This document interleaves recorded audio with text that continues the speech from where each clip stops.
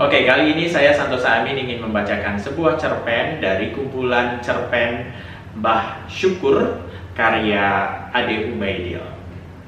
Dan salah satu cerpen yang ingin saya bacakan berjudul Lelaki dalam Lukisan.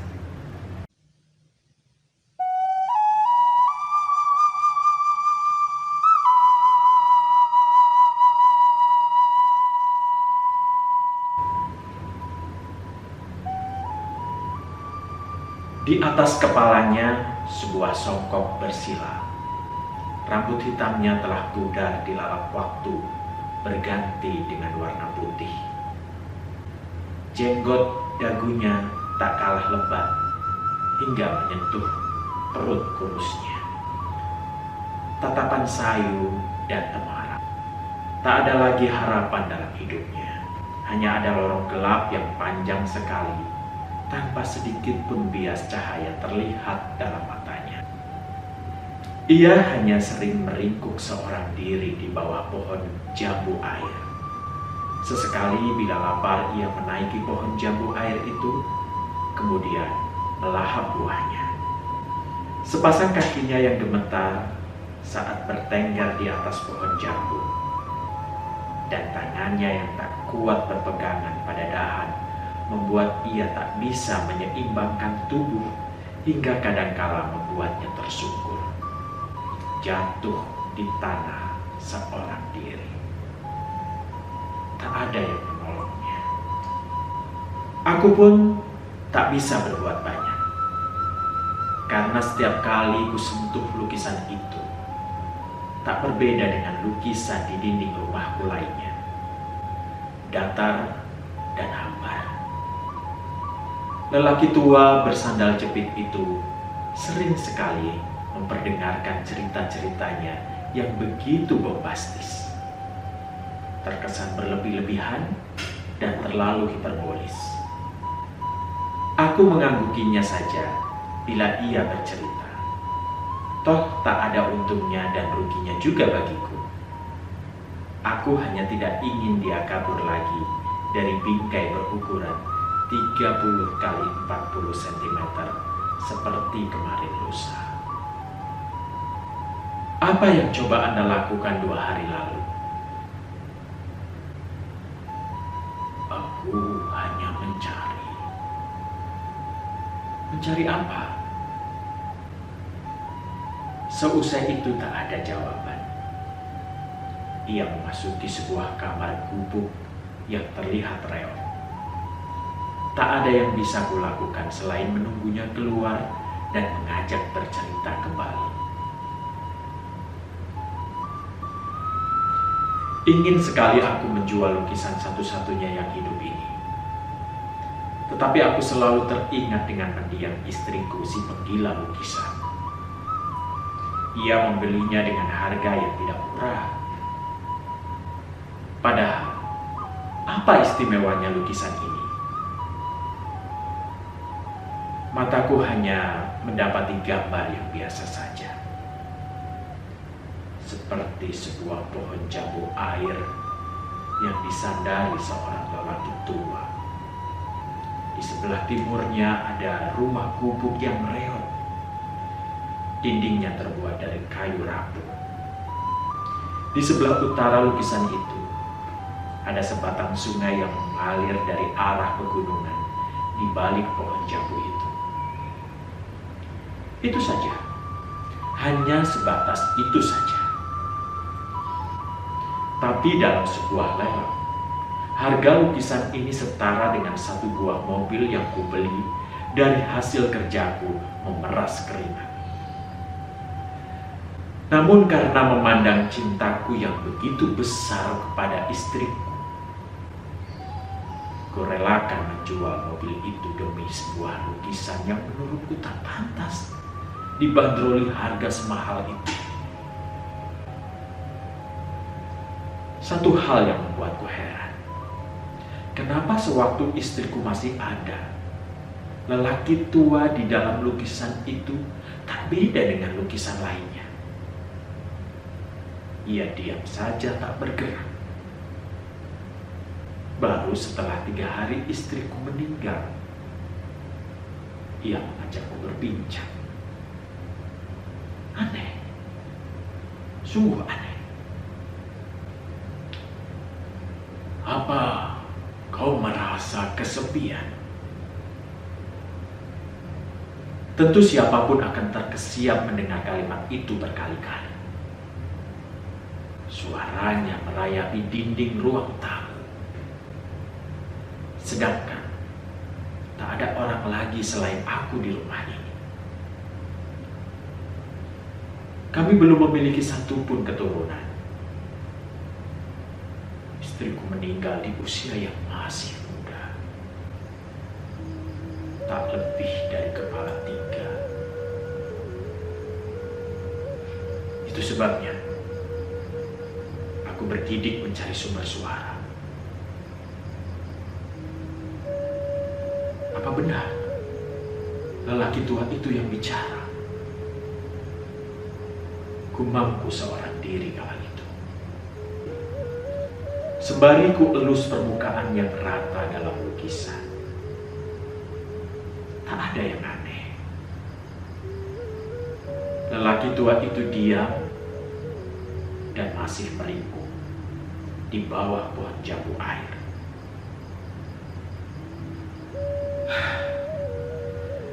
Aku menghela napas panjang untuk kemudian melangkah menuju kamar setelah seharian mengurus rumah sendirian. Memang tak enak hidup sendiri. Suara itu lagi-lagi merengkang di telingaku. Terdengar berat dan lirih. Siapa itu? Lambat laun kau akan serupa denganku, nak. Keputusan untuk mencarinya dengan menghilangkan rasa takut yang menjalari diri. Hari kian gelap. Jendela samping pintu masuk belum aku tutup. Aku mengira ada seseorang yang jahil bersembunyi di sana. Tetapi tak ada siapa-siapa saat aku menghampirinya. Menutup jendela dan menarik gordennya. Aku mengunci pintu masuk. Hari itu aku sedang tidak mau ada orang lain yang bertandang sekedar mengucapkan bela sungkawa sekalipun. 3 hari kemarin rasanya sudah cukup. Ku hempaskan tubuhku pada sofa berwarna hijau pastel. Warna itu pun pilihan istriku saat awal pertama kali menginjakkan kaki di rumah yang baru selesai kulunasi cicilannya sehari sebelum dia meninggal. Aku mendongakkan kepalaku sambil memejamkan mata yang kian lelah.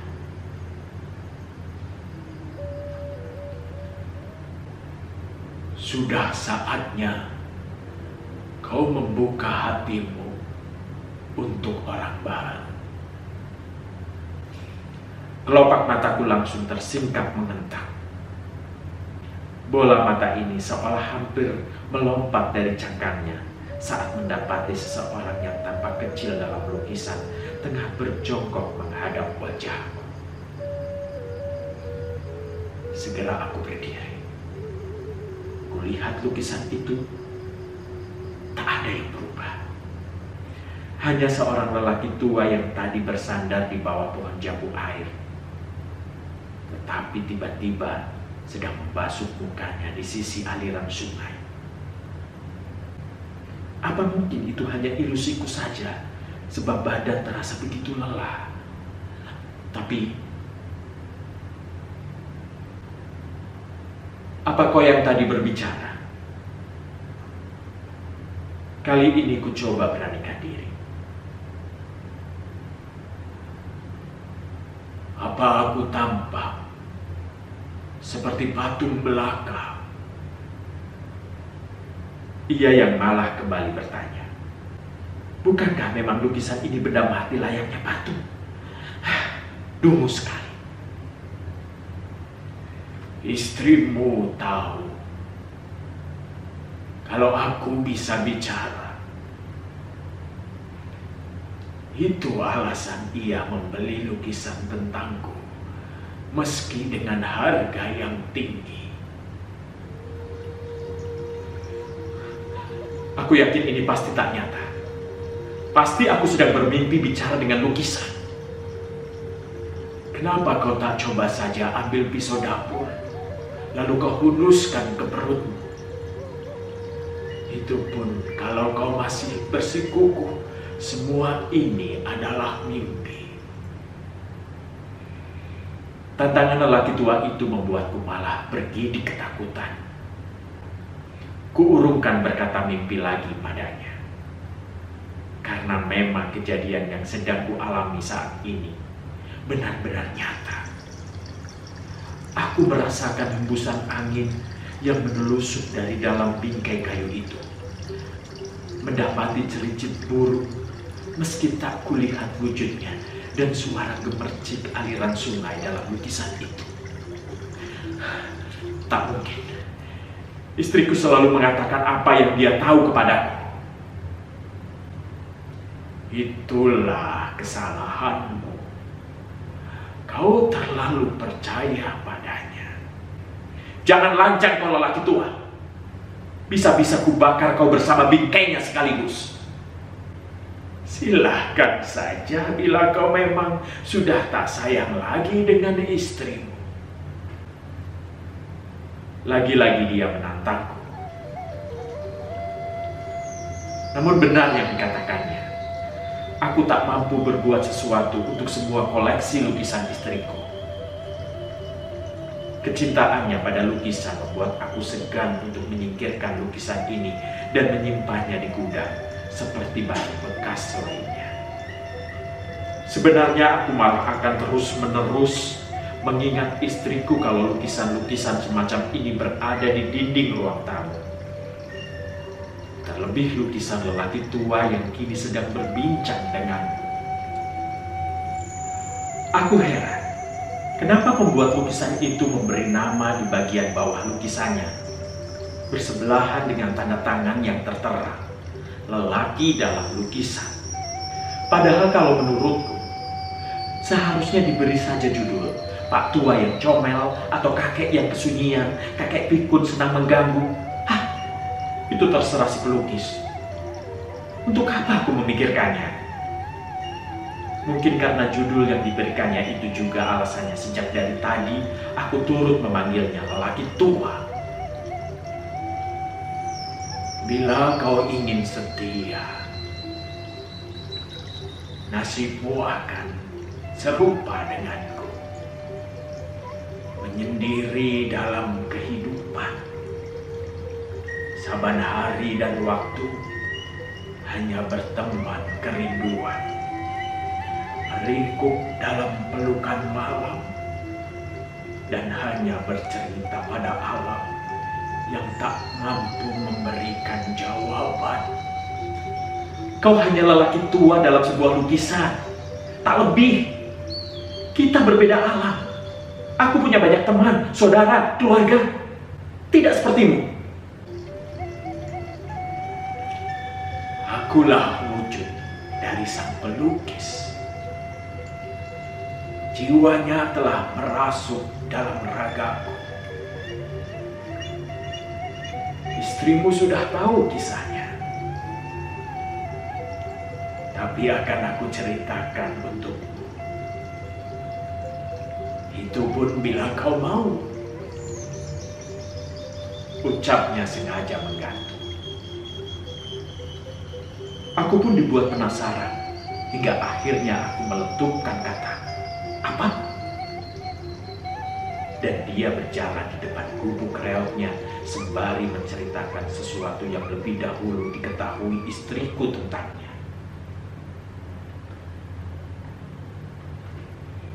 Aku terlahir di saat hujan pada pertengahan bulan Juni. Manusia-manusia itu mengagumi lukisan lukisan yang berada di tengah pameran. Lukisan diriku dan Ivy, kekasihku yang menjadi pusat perhatian. Kau tahu, aku merasa sangat berhutang budi pada Clark Brown. Dialah yang menciptakan diriku bersama perempuan berparas cantik di sampingku. Simpan pertanyaan. Tunggulah sampai aku habis berkisah terlebih dahulu.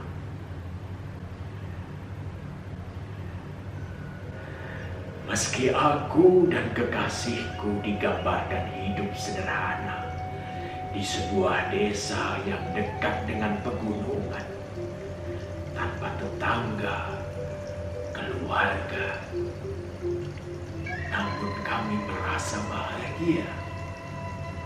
Ku dengar dari lukisan yang lahir sebelum kami.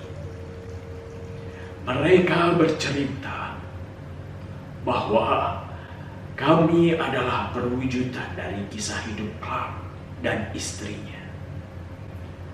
Kehidupan Clark memang tak jauh dengan apa yang dia goreskan pada kanvas hingga menghasilkan karya tentang diriku. Kau bisa menyebutnya juga tentang dirinya sendiri. Setiap pekan, kami para penghuni lukisan bisa bebas berkeliaran di gedung pameran ketika tak ada manusia lain yang melihat kami. Kami hidup layaknya kau melihat diriku saat ini, namun tidak dengan Clark. Ia belum mengetahui bahwa hasil karyanya bisa menjadi nyata dan bernyawa serupa manusia-manusia penggila lukisan itu. Kehidupan Clark semakin menjulang. Dari segala penjuru kota memintanya untuk mengadakan pameran lukisan-lukisannya. Satu hal yang membanggakan, akulah yang menjadi pusat perhatian dari setiap kali pameran diadakan. Mulai dari satu galeri ke galeri lainnya, nama Clark Brown menjadi salah satu nama pelukis kontemporer paling fenomenal yang disegani. Banyak dari luar kota dan lintas negara rela berkunjung jauh-jauh hanya untuk berguru, mengikuti workshop, dan melihat goresannya pada kanvas secara langsung. Akulah masterpiece dari mahakaryanya selama ia berkarir menjadi seorang pelukis. Der Man in the Der Malerei, nama yang ia goreskan di paling sudut bawah lukisan ini. Mungkin kau bertanya-tanya mengapa ia memberikan nama lelaki dalam lukisan, sementara di dalam lukisan ini hanya ada aku, lelaki tua, seorang diri. Jangan kaget bila aku beritahu yang sebenarnya. Istrimu tahu kisah hidupku, sebab saat di galeri sebelum pelelangan dimulai, istrimu menyelinap ke sebuah tempat di mana aku sedang disimpan. Ketika itu, istrimu memiliki kenalan seorang panitia pelelangan tersebut. Jadi ia mempunyai kesempatan untuk melihatku lebih awal sebelum dipamerkan. Karena melihat kesungguhan istrimu dalam mencintai lukisan, akhirnya aku pun beranikan diri untuk mengajaknya berbincang. Awalnya ia sama seperti saat kau melihatku. Ekspresi yang ditampilkan begitu aneh, nyaris ketakutan. Tetapi ia memilih untuk tidak meninggalkanku. Justru ia malah semakin penasaran. Dan saat itu aku berkisah soal cerita yang belum banyak orang ketahui. Tentang kebenaran lukisan diriku yang diciptakan oleh Clark Brown. Sebelum aku tercipta, Clark dan istrinya tengah berbulan madu di sebuah tempat terpencil. Konon, jarang sekali orang yang bertandang ke pulau itu. Kau jangan salah sangka dulu. Aku tahu sebuah ini dari Mona Lisa. Salah satu lukisan yang dia sengaja buat di sana. Namun ketika Clark tidak bisa lepas dari hobinya tersebut, maka ia membuat lukisan lainnya. Dan terciptalah aku. Ketika pertama kali lahir, aku masih muda, seusia denganmu dan Clark pada masa itu. Sekitar 29 tahun. Dan kau tahu, aku bersama seorang gadis cantik dengan bola mata berwarna biru, namanya Ivy. Nama yang sama dengan istri Clark. Aku tahu ketika Clark memanggilnya dari dalam rumah. Dan betapa gembiranya saat istrinya itu melihat lukisan yang baru saja suaminya buat. Sampai detik ini pun, aku masih bertanya-tanya, mengapa aku bisa mendengar, berbicara, berkomunikasi dengan makhluk seperti kalian? Andai Clark masih hidup, aku ingin menanyakan ini. Bagaimana kalau kau segera membuat pameran, sayang? Aku melihat tema pembaruan pada lukisanku yang ini. Dunia pun pasti mengakuinya.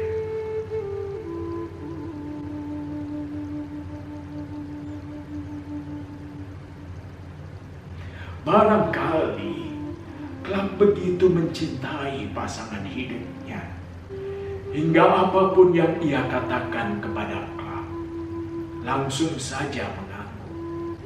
Tentu aku dan Ivy merasa begitu gembira. Kita akan dikenal. Iya sayang, orang-orang akan memuja kecantikanmu. Aku merayunya. Ia tersipu, lalu berbisik mengajakku untuk bercinta di bawah pohon jambu air itu. Kita berjumpa. Pameran pun dibuat, dan Clark semakin menunjukkan kasih sayangnya kepada sang istri. Ia ingin memberikannya seorang anak. Sayang, karena kesibukannya itu, mereka selalu tidak memiliki waktu lebih untuk berdua. Sang istri tak menyalahi Clark, tetapi Clark yang selalu merasa bersalah. Hingga tibalah musim panas. Clark meminta pada asistennya untuk membuat sebuah pengumuman bahwa dirinya akan mengadakan pameran lukisan terbesar yang bertempat di Frankfurt, Jerman. Apa menurutmu itu tidak akan mengkhawatirkan? Kau akan kehilangan popularitas dan masa kejayaanmu, sayang. Percakapan mereka merambat di ruang kamar. Aku menyaksikan sang istri mengatakan itu dengan mimik penuh kecemasan. Sementara Ivy menggenggam tanganku erat sekali. Persetan dengan popularitas. Mata Clark menyala. Kedua tangannya menggenggam erat meninju kasur. Ia lalu bangkit dari duduknya di sudut kiri tempat tidur untuk menghampiri sang istri yang tengah menatap wajahnya dari cermin meja rias. Aku tak mau membayangkan itu semua, sayang. Aku melukis untuk senang-senang. Tetapi saat kesenangan itu datang, justru aku kehilangan waktu-waktu berharga denganmu.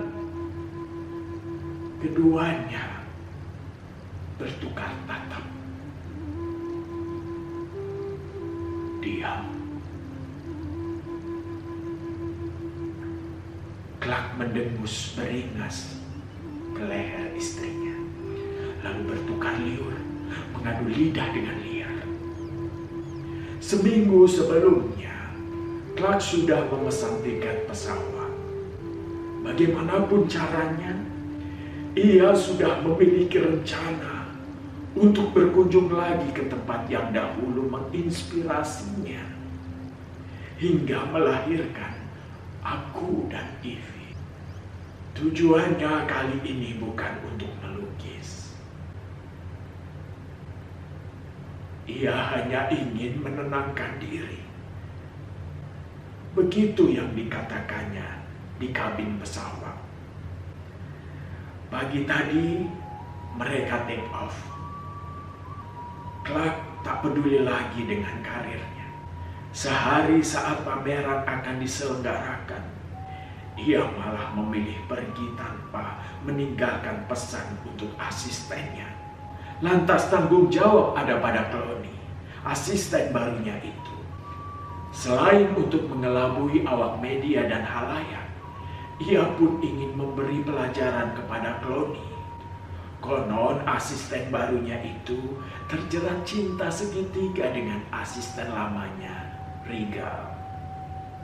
Regal memang pandai menutupi kehidupan pribadinya dari Clark. Tahu-tahu Regal datang kepada Clark dan mengatakan bahwa ia sudah lelah berhubungan dengan Clooney yang penganut BDSM saat bercinta. Ia selalu diposisikan sebagai korban. Clark hanya mengangguk saja meski ia pun merasa iba. Aku mendengar segalanya langsung dari Clark di kursi pesawat. Sang istri memperhatikannya secara hikmat. Apalagi ia merasa iba saat Clark berkata padanya bahwa aku menyesal menjadi bagian semua ini. Aku cemburu dengan kehidupanmu, Tuan Clark. Kau memiliki istri yang cantik dan hidup harmonis. Sedangkan lelaki itu, ia hanya memberiku kepedihan, bukan kepuasan. Sang istri menangis. Ia membayangkan betapa sakitnya hati si Regal. Lantas kedua tangannya memeluk tubuh Clark. Clark merencanakan ini semua demi Regal. Ia tahu, sehari setelah Regal bercerita tentang kehidupan asmaranya, pria dengan rambut pirang itu ditemukan tewas di kamar apartemennya. Tak ada yang tahu. Yang jelas, seminggu setelahnya, seseorang bernama Clooney datang pada Clark. Clark pun tak bertanya apa-apa. Ia terima saja lamaran pekerjaan si Clooney sebagai asistennya. Sambil diam-diam, Clark meyakinkan diri kalau Clooney lah yang membunuh asisten lamanya. Aku menyaksikan bagian ini tentu saat Clark mengeluarkan selembar lukisan yang ia bawa di dalam tasnya. Dan itulah aku. Sengaja ia membawa aku untuk turut dalam perjalanannya ke muasal diriku diciptakan oleh guratan jemarinya. Setelah ia menggulung lagi lukisan diriku, lantas aku memeluk pujaan hatiku. Kami kembali bercinta di bawah pohon jambu air tanpa seorang pun yang tahu. Naas. kejadian itu tak berlangsung lama. Buah kecelakaan terjadi. Mungkin karena cuaca yang tak menentu di langit saat itu. Baling-baling kedua sayap pesawat itu rusak. Aku mendapati cerita ini dari Clark saat ia bicara sendiri, menatap kami. Ia berhasil menyelamatkanku, tetapi tidak dengan istriku. Segalanya hancur berantakan.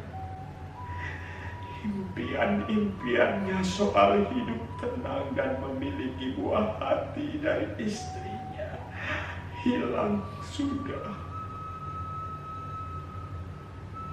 Nyawa istrinya tak tertolong. Tahu-tahu saat ia tersadar, ia sudah ada di rumah sakit dengan lukisan di sebelahnya. Kejadian itu sudah 1 minggu yang lalu. Pagi itu, entah apa yang merasuki pikirannya. Tangan Clark meraih gunting yang ada di atas meja di sebelah tempatnya berbaring. Tak ada siapa-siapa di ruangan itu selain dirinya dan diriku, dan tentu saja aku pun tengah bersedih. Sebenarnya, Ivy pun dilanda sakit setelah aku tahu berita kematian istri Clark.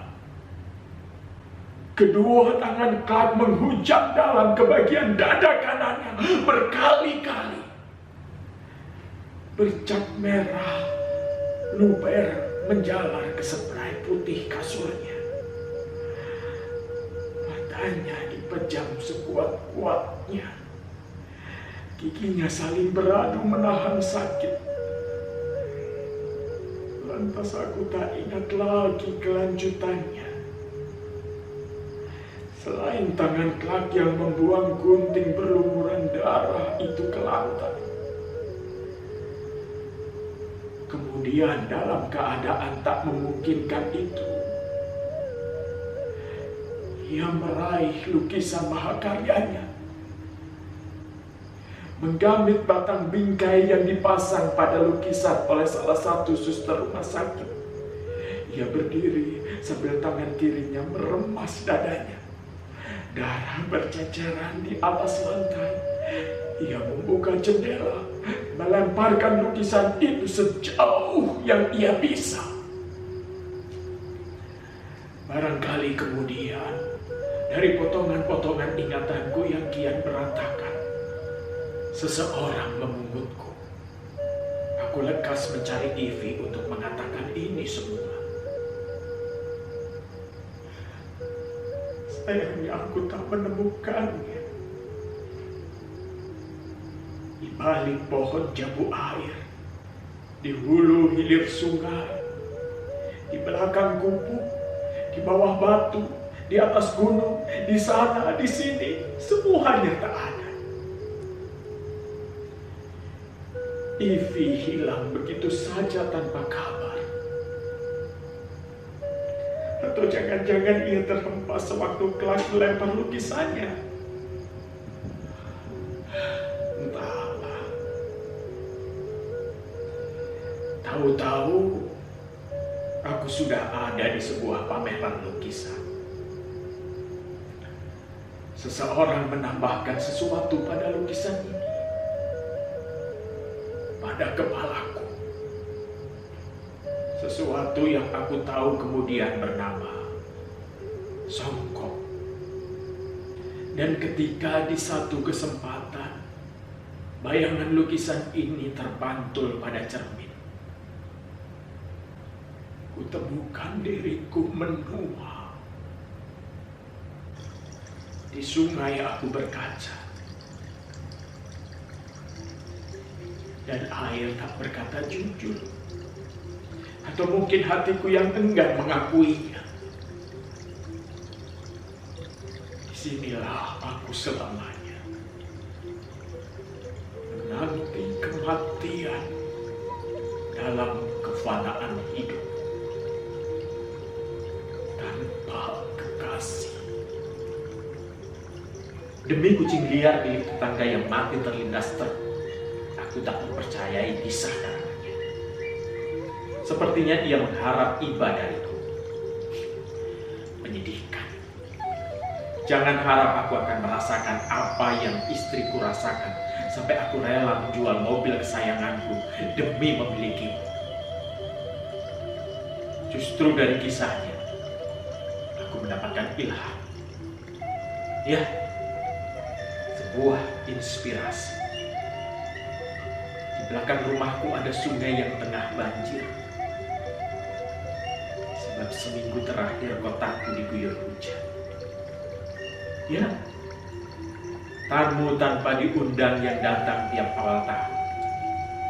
Barangkali sungai itu sangat cocok sebagai tempat tinggalnya yang baru. Aku tak peduli lagi pada koleksi istriku. Aku ingin hidup tenang. Tak ada lagi pengganggu seperti ini. Cari kolektor baru. Syukur-syukur bertemu di Muara Pencipta. Selamat berlayar, lelaki